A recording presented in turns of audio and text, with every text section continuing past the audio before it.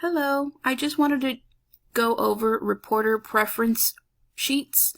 So when you become a reporter and when you start hiring scopists or proofreaders, sometimes they will send you what's called a reporter preference sheet and you fill it out and they just want to know how to address certain things because we all learn from different schools teach you different ways. So I go the Morrison's book way, even though it's out of print now, but they'll ask you things like this one asks, I forget where I got this one from, but audio sync, yes or no. At the time, I didn't have it set up correctly or I didn't want to mess with it. So this is just letting them know, no, it's there, but it's not the best. So they know they're going to have to use Express Scribe or a foot pedal. Some people only do audio sync, so that's important. Comma between month and year, I don't do that.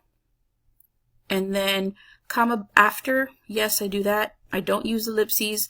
I will make that determination. So here I don't want them to make that determination, so I just put no. And these are some of the main ones. Do you use a semicolon before, is that correct, or comma? So I use a semicolon, and then when it says right or correct, that's when I use a comma. Dates, I like my dates like this. Capital, when somebody spells out a word, this is how I like it. I've seen it with periods before. I've seen it just like this. That's confusing to me. So this is how I spell it out. And then clean up attorneys or judges. For this particular one, it was for a hearing and when I was an official.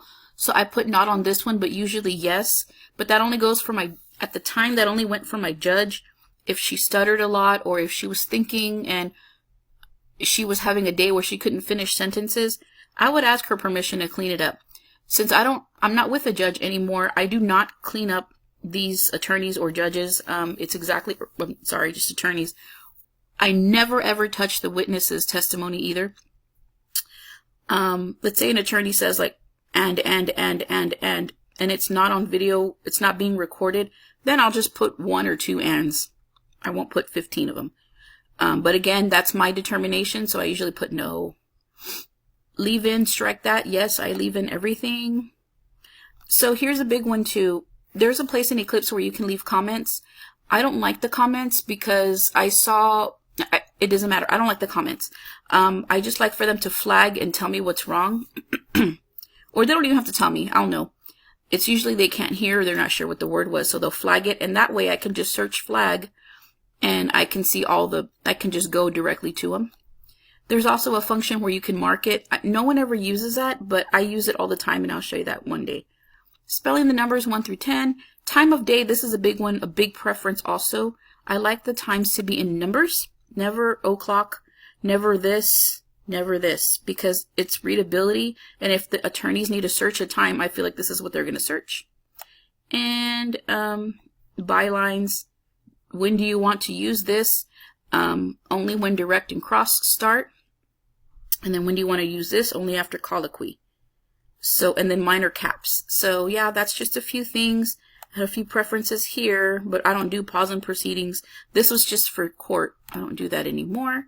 So then I want to show you some things, some other preferences that I do use. Hold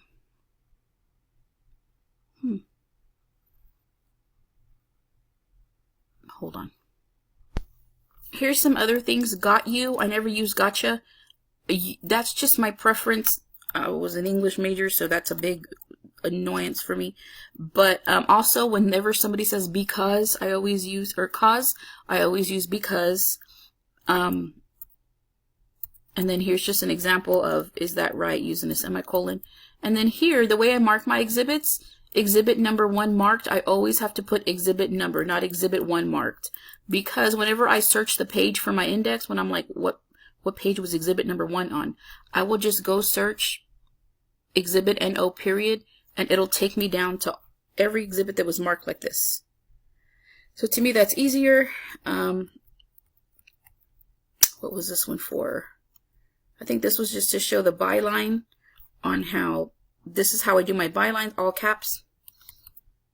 And then correct, comma correct. Off the record, this is a big one for me. Break from, I always put the time because it helps me and it helps the attorneys know what time, because in freelance, they are charged, they can only speak for a certain amount of time, I guess, in total. So if they want to know, you don't count the breaks. So this just helps me keep track, and it helps them keep track. And at the end, I have to put how many minutes and hours they spoke. On a scale of 1 to 10, everything in measurements for me goes in numbers, even if her answer was 7.